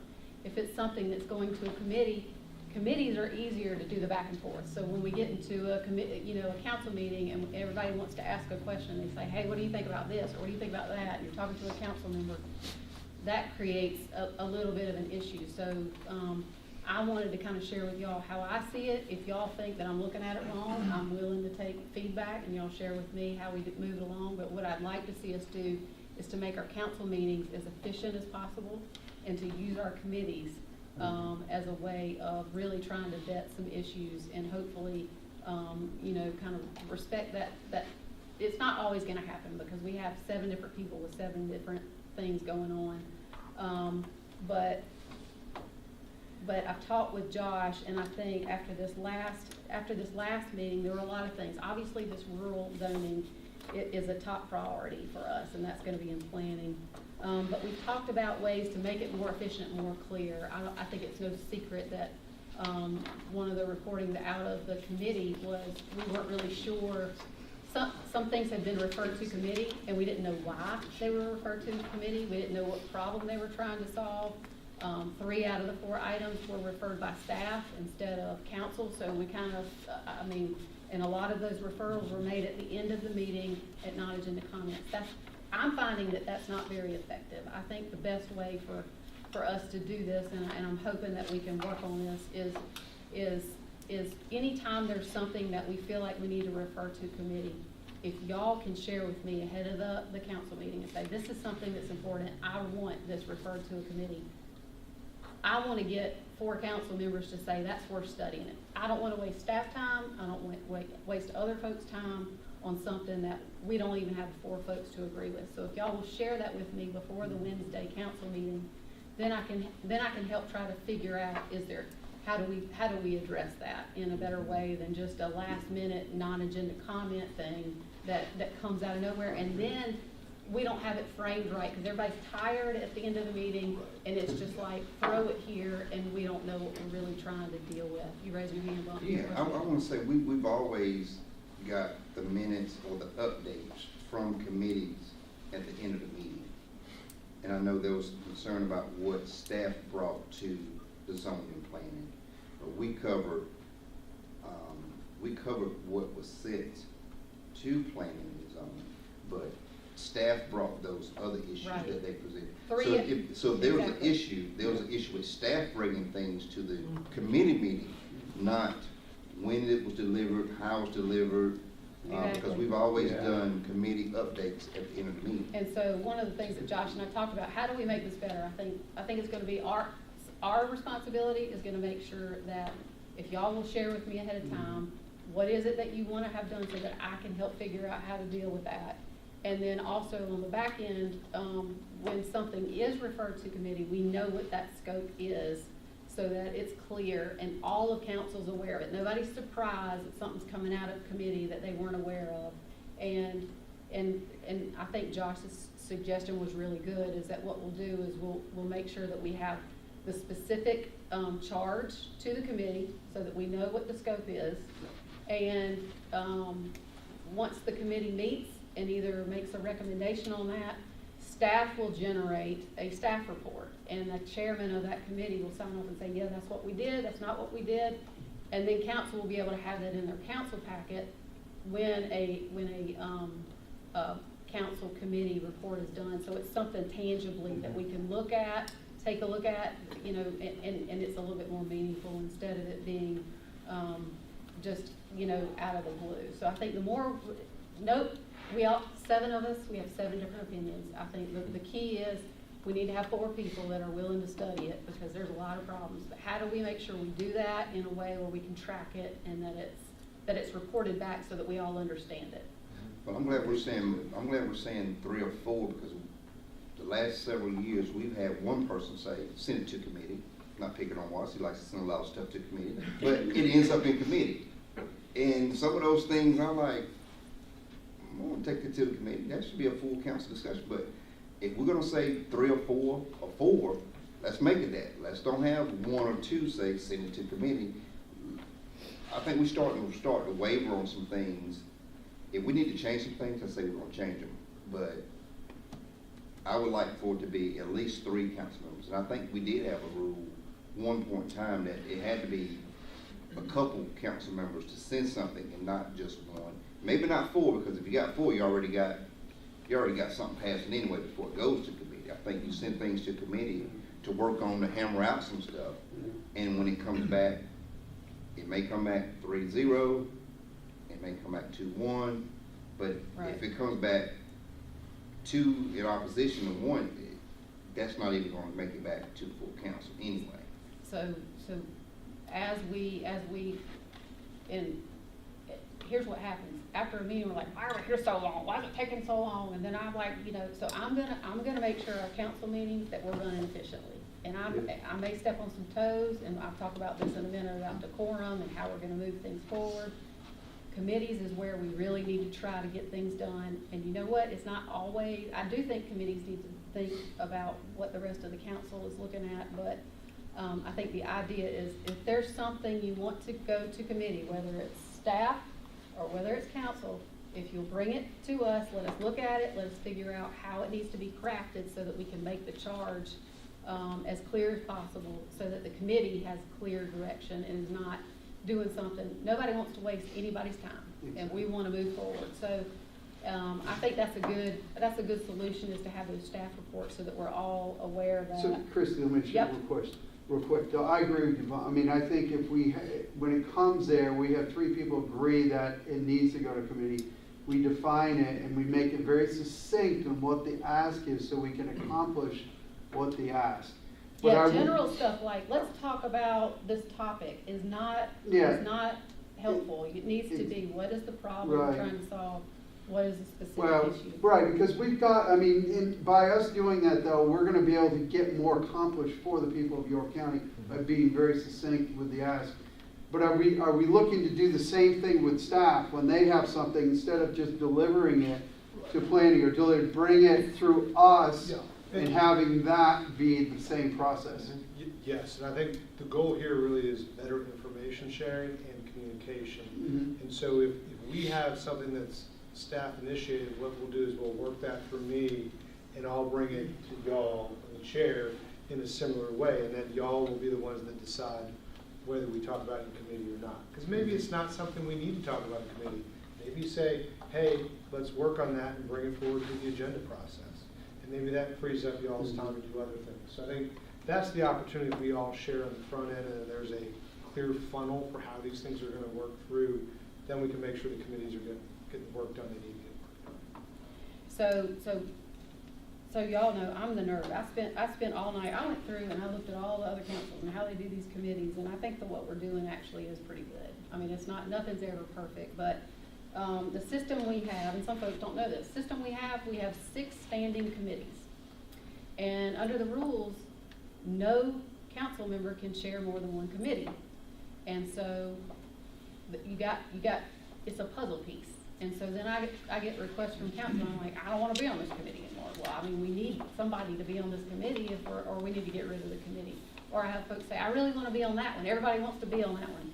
It's probably the hardest job, but it's one that I want y'all to know I spent a lot of time on. And kind of the way I approach it, so that you know, is to, when I'm assigning the committees, is first of all, I want to make sure that people are on committees that they want to be on. Otherwise, they're not going to want to meet, and they're not going to do anything. They're not going to give it their all. So I took that into consideration, and I also took into consideration, asked everybody, I spoke with each of you individually, what's your top priority?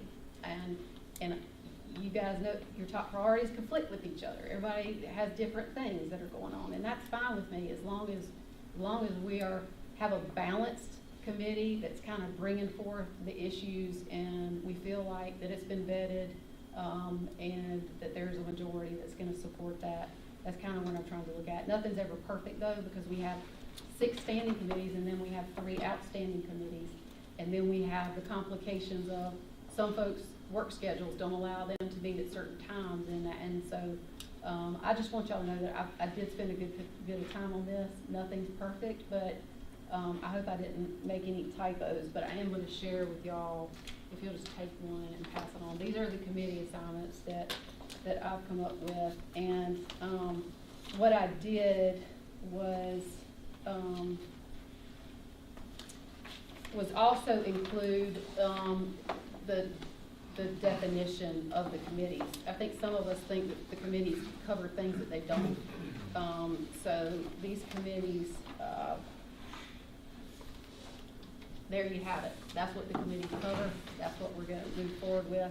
And the last thing I did want to cover is, I see us starting a clean slate new year.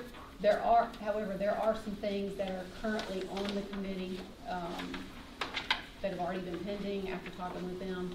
And so I can circulate this, but I didn't make copies of this. So y'all give me feedback if you disagree with this. Transportation, one of the things there's two different things, there's the description and the community assignment.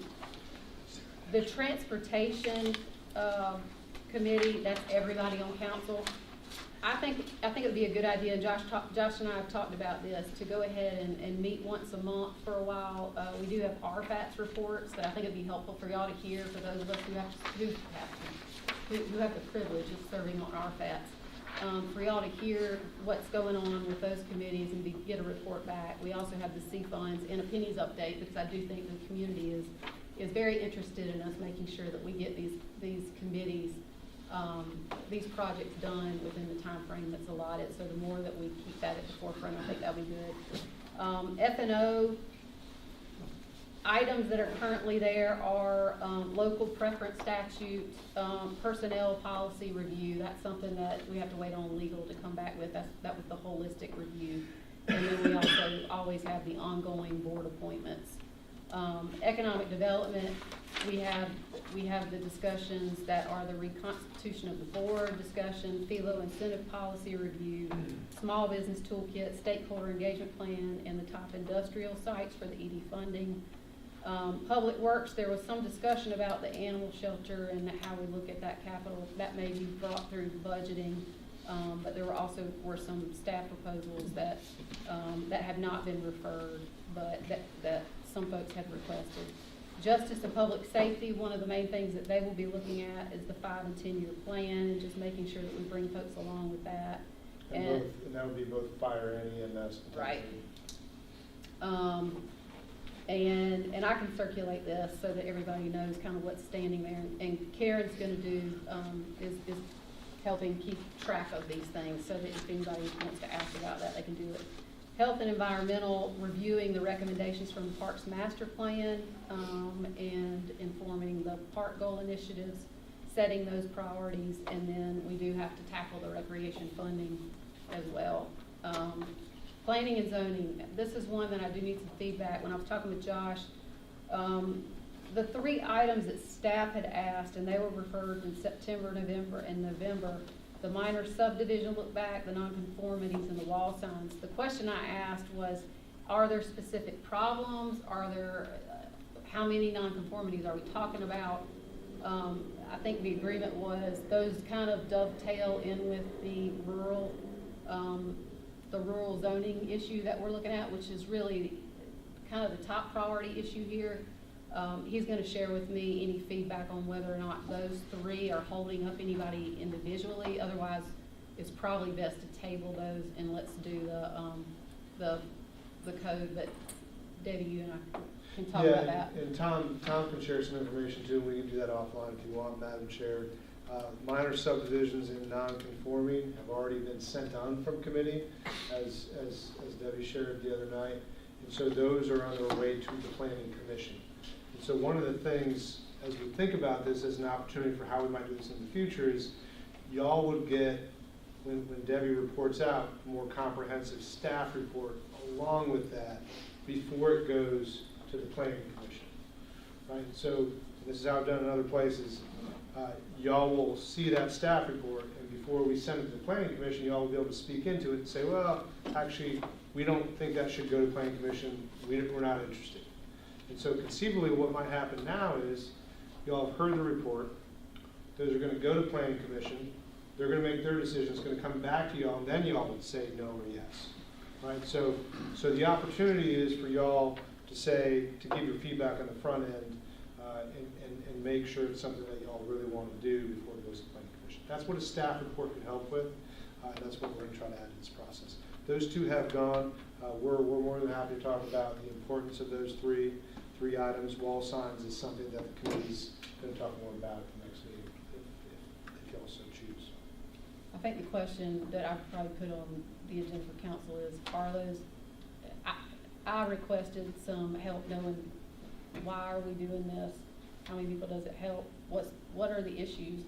At our next council meeting, I don't think it makes sense to send something to Planning Commission if we don't support it going to Planning Commission yet. So I probably will ask that be on the agenda once you give us a little bit more information. And I don't think we should ever put something on the Planning Commission agenda that has not If it requires council approval, I mean, Michael, you share, when I read the rules, it's kind of like council talks about the policy issues, and then then we have to decide, do we want an ordinance to go to the planning commission for review, not rehash a philosophical point. It's give direction to you to craft an ordinance for them to consider.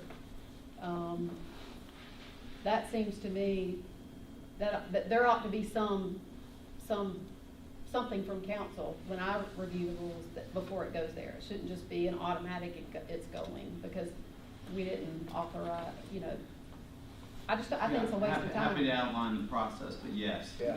Absolutely, your point. If that is authorized, then it can go to the planning commission. Right. I agree. And that's what we're saying moving forward, but what we want to make sure is everybody's clear about the process and it's understood and there's information sharing. But I think it's a great process, if you all agree with that. I think However we can streamline it and have rational, and folks get the information. One of the things that I will ask staff to do, get us the PowerPoints and the information to the extent you can to council before the meeting too. That's always something that I think will be helpful. Because if you're hearing stuff for the first time, it's very hard to comment on that in the middle of the meeting. Going back to the, what's being sent, I guess I don't know if it's still going now or not, but I would like for the entire council to see that same presentation as to what staff was seeing that brought those issues to us. Yep. You know, one of the pressing issues that I've heard was obviously the Harris Teeter situation, but it's bigger than just the Harris Teeter. There are other issues that other businesses, when you come to the sign issue, the square footage that a sign can be. When you have this huge football field of a warehouse, but you have a 200 square foot sign maximum, and you ride by and you only got the size of that projector screen on a huge warehouse. You know, some of those examples that staff gave, it really made sense as to, yeah, we need to do some things about our sign ordinance, or the square footage, or if you got a plaza, you got the Harris Teeter Plaza that's on Celanese, the square footage about the sign, if it's for the whole building, it can only be with Harris Teeter, but you got these out parcels that each store gets to utilize so many square feet to put their sign up. So they did a great job of saying, this is what we're seeing, this is some of the issues that will resolve. There are thousands of issues that this county faces that we don't know about, that staff sees through the planning department or people applying and wanting to do certain things. There are tons of issues that go on with personnel. There are tons of financial issues. I don't want to get down into the weeds of every single thing that's going on that staff has to bring to us before we, you know, staff is seeing stuff. We were elected pretty much to say yea or nay, not to be down from the craft level all the way up to the voting level. Some things staff should have that leeway to bring to us. And I don't want to be bombarded with 1,000 things from 20 different departments to say, yeah, let's go down that road. If staff sees it, you're the ones that we pay 40 hours a week to see and make adjustments. We're the part-timers here. Let's don't reverse the roles and put council in a full-time spot. When we're paying people 40 hours to do this work, they shouldn't have to have our approval on every single thing before they go down that road.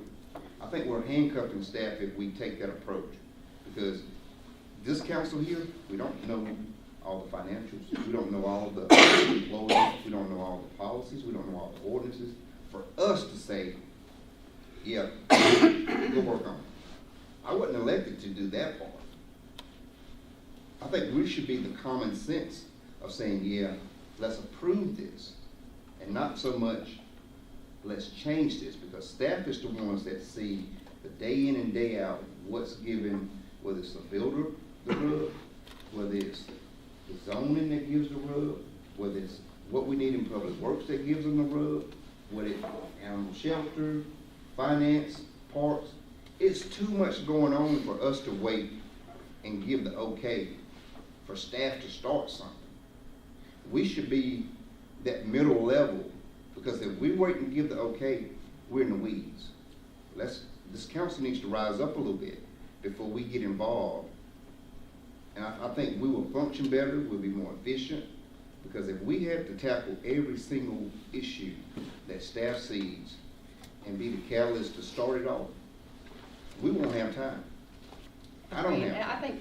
I think what we're talking about here is making sure that we understand what is the reason for doing this, and is it impacting, because we do have a problem. I mean, the majority of council has expressed a very sincere issue with, our recode, and what are the issues that are causing issues with non-conforming, what are the issues? I just think the easiest way, and I think Josh has set forth a plan that makes it a lot easier so that we now have a streamlined process. Help me understand, because I'm the one who has to pass, you are the one who has to pass these ordinances. Help me understand and understand why it's important and how it affects that and how it doesn't create any other issues. And I think it's a good plan. We can always tweak it as we go forward if we see something not working, but I think this is a good approach if we all can kind of get on the same page. And the last thing, this goes without saying, but I like to say this stuff because y'all know I'm a good Southern girl. I hate cutting people off at 2 minutes, although I think I'm getting better at it. But I also, you know, I also get a little bit of criticism from council, like we need to move the meetings on, and I'm going to do that. And I don't want you to take offense to it, but I mean, I think one of the things that y'all asked me to do and that I'm gonna do is to try to get our council meetings running. Let's get, our time is important, and you know what? Most of our job is not even in the meetings that are publicized. It's outside the meetings. We work, we work hard. So these things go without saying. I don't want to be a butt, but I am going to do these things. Y'all, let's make sure that when we keep our comments, that number one, we're prepared when we come to council, that we've read through the things, that we've at least tried to ask the questions before we get there. If there's one person, the way I'm going to approach it, and I'm saying these things in the way that I'm going to do it. If y'all think it doesn't work, I want to hear that so that I can adjust. But the way I'm going to approach the meetings and try to be consistent is whoever makes the motion and seconds it, I'll typically defer to them to make the comments that they want to start with. I'll allow every council member to have an opportunity, but you know what? We all won't have to speak every time something comes up, and I hope we don't, because it drags out, and I hope that, you know what, it doesn't matter. All of us are typically made up our minds. Usually, you know, we've done our research. It's rare that you're gonna, you know, change somebody's mind, and so I would ask, please don't interrupt each other. Please don't ask questions of each other. Please don't ask questions of this is the main council meetings. I ask questions of folks. If we want, I'm gonna start calling it down and moving us along, and unless y'all vote me out and spank me, but I do think that we need to, don't, when we're making comments, don't call another council member out. And don't call generally council members, say, I don't understand this, you know, don't talk about people personally. This is actually in our ordinance. I'm trying to look, these are the notes that I made. All of us have a responsibility to our constituents, and you know what, we're gonna move on, whatever it is. But I think those are the things that I think, you know, when we make a decision as a council, the decision of council is done. And that's the decision that needs to be reported out. That's kind of how I'm gonna approach it. Anybody yes, Ms. Pond. Okay, so the thing that drives me crazy is, and I don't know how we can convey this to the folks that come out for just the 2-minute comments, and then they don't know that they can speak if it's a public, public hearing. So somehow, because I saw that some spoke in the 2-minute, then they got up again and spoke again. So we got to, when we got 8, Public hearings, yes. Yeah. We're working on that too, right, Josh? No. I mean, but what I'm No, saying. exactly. We're working on reducing Right. public hearings. Whose idea was that? Whose idea was 8? Okay, but what I'm That's saying. a function of citizens, so But that's I'm a different just topic. saying, and Chris, It was not You me. feel the pressure? So, you know, you try to at the beginning of a Right. 2-minute say, if you're gonna Here's speak what, in. here's the problem. We have to be consistent, because if you cut somebody off that comes and they've got a group, I don't like that idea. I actually saw, and this would take a little bit of a change, but I will try to make sure, and I think Mark is, Karen, you help me. Maybe we need a sign that says, if you're here for a public hearing item, There is a don't sign. sign up. Yeah. There is a sign right in front of the There sheet. Oh, that there is a says- sign right in front There of is a you. sign So right here's in what- front of the sheet. Oh, my gosh. Yeah. So y'all, this would require at least an understanding amongst us. I've seen, I looked at all the big counties, and the one I like the most is they allow 15 minutes at the front end for anything that is not a public hearing, but that is on the agenda. And then they allow 15 minutes at the end for folks to sign up for a non-agenda item. Let's do that. I think that's great. Let's We do have it. to change the policy rules. What's the I process think to that, do that? it has to go through JPS. 15 minutes. That's a council rule Public change. hearings limited to 30 minutes. Yeah, but, yeah, it's to at least allow, folks that are there and want to talk about something that's actually on our agenda, but it's not a public hearing, and then encourage anybody that's on a public hearing, maybe I just start moving them to the public hearing. And that way, if it's not full. I mean, these are things that we can do. I thank you for bringing that Yeah, up. but I just really think that, I mean, it's wasting our time when they're talking twice on the same subject. Yeah. Could we have a sign-up sheet for the public hearing that's a different color, like one color yellow for regular and then pink for public hearing or something? Michael, do they have to sign up ahead of time or at the door for a public hearing? Under our rules, they do not have to, but other jurisdictions within the county have that requirement. Can we have a sign-up sheet at the door for a public hearing? You could, But what if that somebody goes gets against there at the custom 6:45? practice that we've Right. implemented, but we can certainly Yeah. address it. Mhm. Well, Yeah, it's as long just as to they- help them to make sure they know which time they're speaking in. It wasn't to eliminate them from the public hearing, but to just help them get in there right. But when are we What gonna if they take show up up those late? sheets? Because if we take them up at 6 and Buck gets there at 6:05 or 6:15 to speak on the public hearing, that sheet's already gone, am I gonna be allowed to speak? Well, she could read down the names and then say, is there anybody else that wants to speak at this public hearing? That way, like I said, there's 2 sheets, people get signed up in the right thing. Because what my fear was the other night was 55 people signed up. We only allow 30 people to speak. If, does she keep up with, well, this person skipped, so that doesn't count, so we're, That's what I did. I Except for thought we Michael were kind Cox. of shutting Because down. it looked like Michael's handwriting, and he didn't sign up anything, so. But it yeah. just makes it more complicated for you. No, I was like, oh, that's my Yeah. husband. It looked like his handwriting. That's funny. So I guess. Everybody was looking to see where he was. Yeah. Public hearing, back when I talked about this on the first one council. I think we just never done that before. I think that I mean, as long as we're saying, look, please don't come up and say the same thing somebody else said. I can reiterate those. I think, setting timers is a little bit hard, but I mean, I'm not opposed to it. I think if we change this, I mean, the manager actually has a little bit more authority the way we've written the policy to divide it up. But I really just think it's really a bad thing that we allow 30 minutes of non-agenda stuff to take over. Like, if it's on the agenda You should- and there's no public hearing, that's really an appropriate point to talk. If anybody wants to speak to us after that about something that's not on there, you're free to do that. And maybe get rid of the citizen concerns and just have Cold there. split it 15-15. What- And If we split it up Support that. to after the meeting, I gotta hang around to say, hey, we're having an issue in my area with this. Our meetings go to 10, 9:30, 9:45, 10 o'clock. We're not saving any time by splitting it up. Cause it's still gonna be 15 in the front, 15 in the back, so we still gonna get out at whatever time. I think it'll be viewed as a deterrent of people bringing issues to the council to say, hey, I'm having an issue, whether it's loose dogs in my neighborhood, or my neighbor is over here shooting guns at 10 o'clock at night. I don't think people are gonna wanna wait till 9:30 if they show up at 6. The meeting starts at 6. I don't think they're gonna, and it'll be hard to kinda say, well, I'll just go by 8:45 because I'm getting out at 9, and what if the meeting's over at 7:30? I think leaving it in the front is still the same 30 minutes, whether it's 15 up front.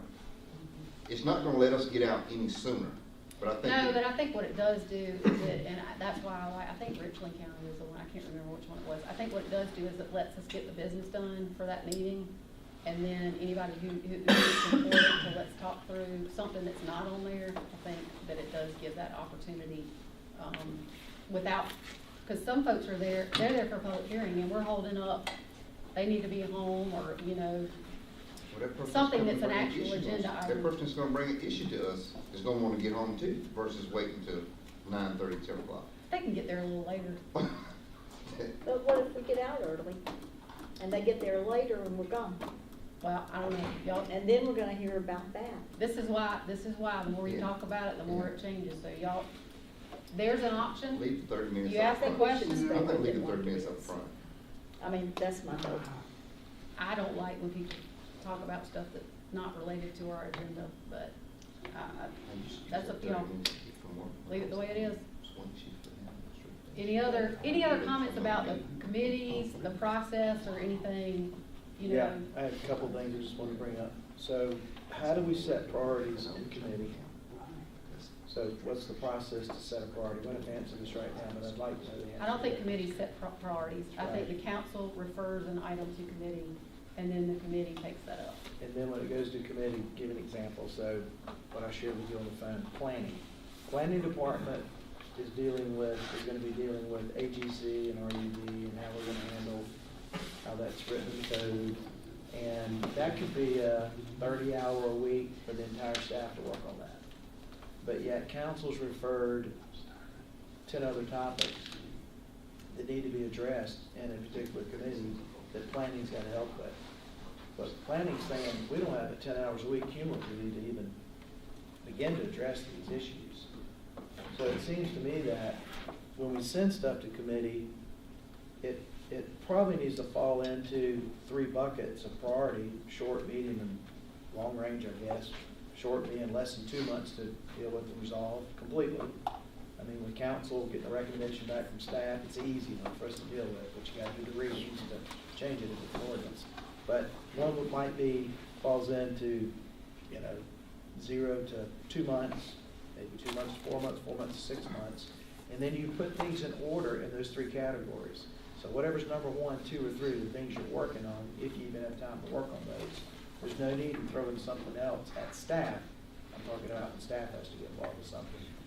So we're prioritizing what we're doing so that when things come up, if you start getting 3 items a meeting from council on something they want to see addressed, like anonymous complaints. So if somebody writes that one in, and council goes, yeah, we need to address that. Well, that needs to go on a list. And on that short, if that's a short, if staff thinks that's a short range item that can be addressed, it goes on a list. And then that committee needs to decide, well, okay, this is short term.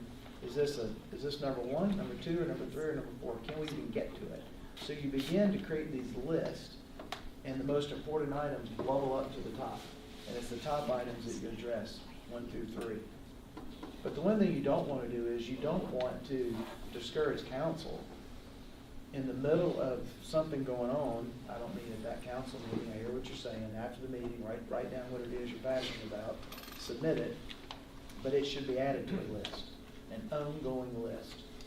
So you know what you're working on. You know what's priorities in every committee. Well, I think we also have to be very careful as a council, not to, Debbie's chairing planning and zoning. We don't want to dump. Do what? You're chairing that committee. I think we do have to be cognizant of what we refer to committees, and I think That's the point. But I think at this Well- point, we got a set referral, and so I think the questions are going to be, if the committees are meeting regularly, then I think, Can we Right talk now, we about have- that? Can we talk Okay. about what your vision is on how often, the committees meet? Especially folks who are on 3 committees, if we have to meet once a month, and then we've got the workshops, and then we've got council meetings. That's a lot. Some Unless we committees might go try to meet. meet before Some committees might go meet. workshop or something like that. But so currently, right now, and I think that's why we have to be careful, Health and Environmental has a couple of items that have been referred to them. Planning and zoning. we always have. We whittled that down to one item, and I think I think we have to be careful, because we can't do everything. The thing is, planning and zoning, planning has 90% of that agenda.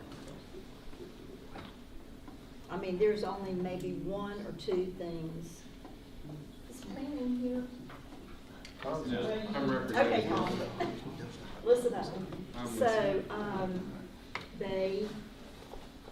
I called Jonathan and I said, what's happening? Have you got some stuff that we need to talk about? And he said, oh, yes. I said, well, work up an agenda, let me know what it is. And so then he sends me the agenda, and in the meantime, they're doing homework, very thorough homework, I will have to say, don't you think? Yeah, But, it- I mean, over the top, with suggestions of how to solve whatever that is. The signs, how many bathrooms is supposed to be in, I don't know. But they look at a bunch of counties. We have a lot of information. It's impossible for me to relate to you guys all that information that planning gives us to make decisions. So what we've just talked about is to help all of the committees out. Staff is gonna generate the report, and the chair has to sign off, and it will be presented to council so that you know. And right now, planning and zoning has one item on it. It's a big item. It's one that I would suggest, I mean, it's not my vision, it's the council's vision. I think the expectation is that council meets when you need to. I think planning and zoning, which was important to you to be on, that one has a big job, and we've already been told it's 6 months. I'm hoping it's not that long for us to come up with a solution, but I would think that you would meet once a month on that committee for an hour. And I think that council needs to be very careful not to overload it, because what you get out of a committee is how much time and how much effort we're able to devote to it. But What do you mean by overload though?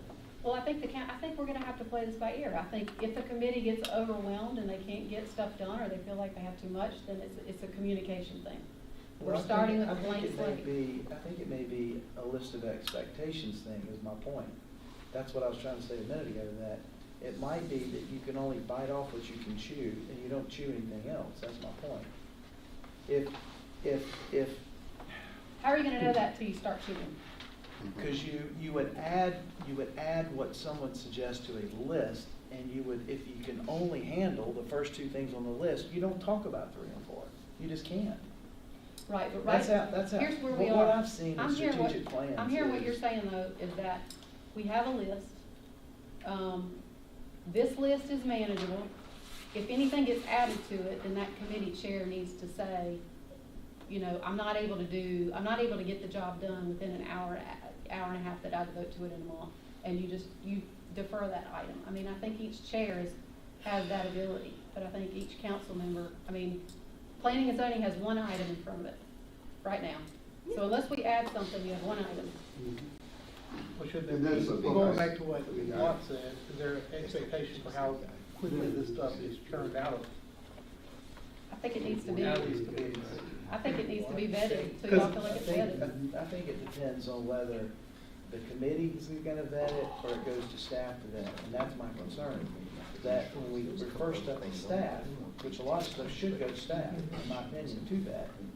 But they may say, our plate is full, Josh has got stuff we're working on, and now council's asking for stuff. We don't have time, we can't get to it right now. And I think we work that out So I in the think we need committee. to work on the process. Yeah, I think we work it out in committee. I think our goal is that some of these things have a time frame, but we want y'all to have time to be thoughtful. We don't want there to be a rush to get it out of committee and back. We want to make sure you all have all the information. You're asking all the questions you have, and then all the information's out there.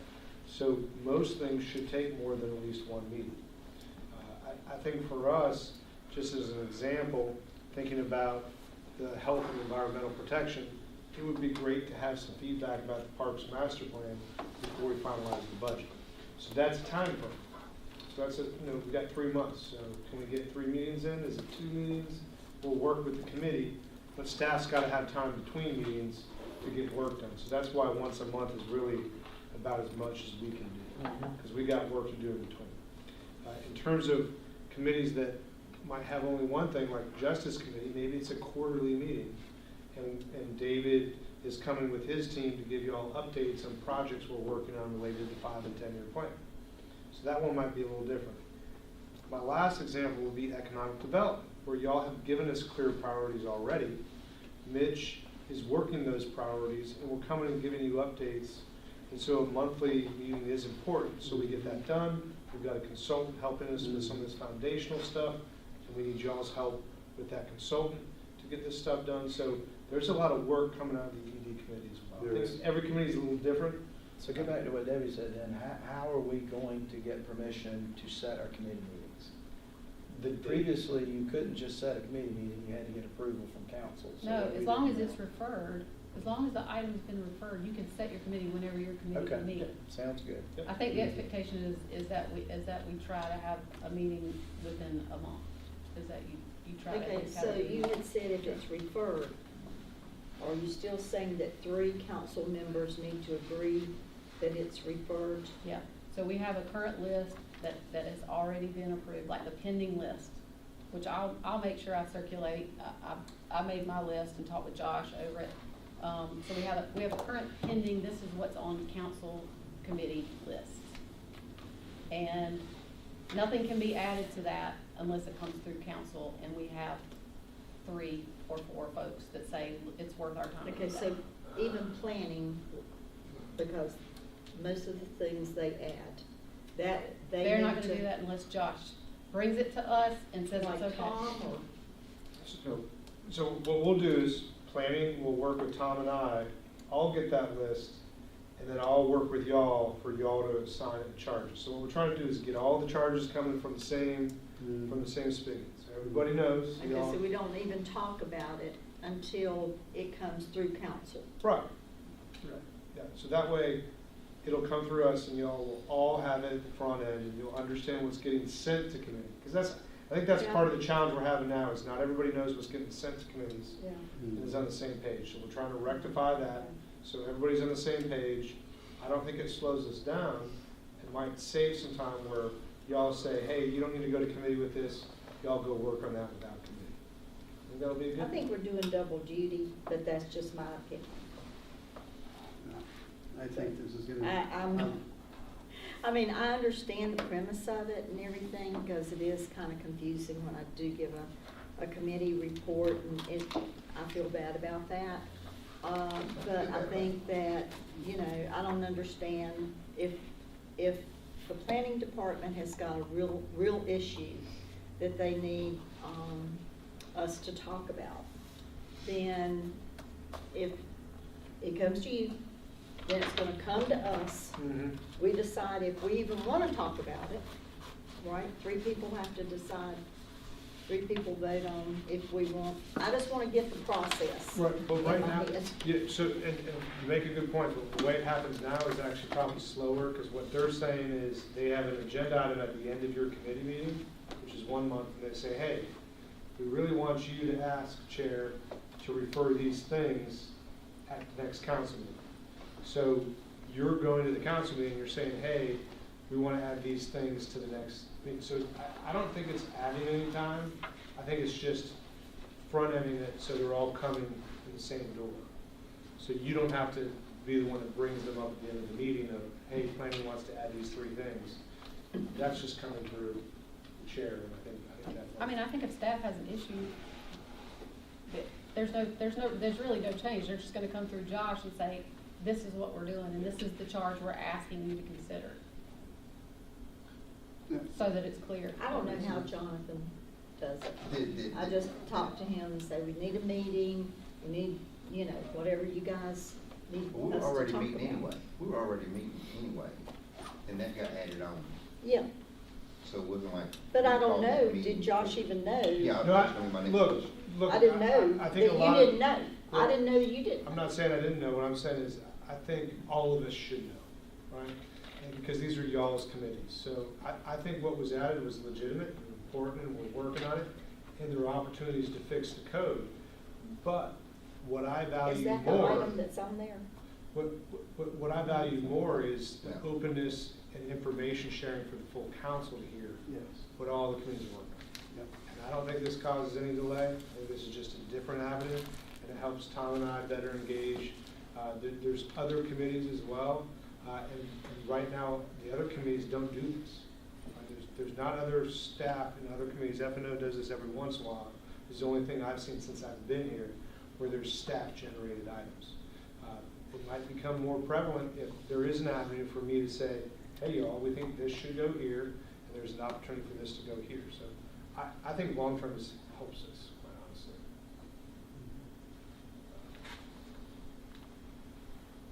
Good discussion. Appreciate your due diligence Yeah. on committee assignments. And anything else? Motion to adjourn. Motion to adjourn. Second. All in favor, say aye. Aye.